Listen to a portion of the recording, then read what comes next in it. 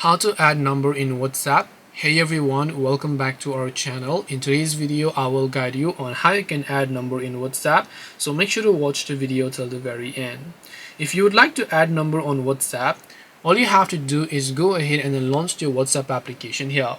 And once you launch the WhatsApp app, you will see this type of interface where you need to tap the messaging icon from the bottom right of the screen here, and once you tap the messaging icon from the bottom right, you'll find this option right here known as new contacts. So when you go to the new contact option here, you should be able to see the first name, the last name, the phone number, the save option here in this case, and then just tap the save option from the bottom of the screen to add those number in WhatsApp.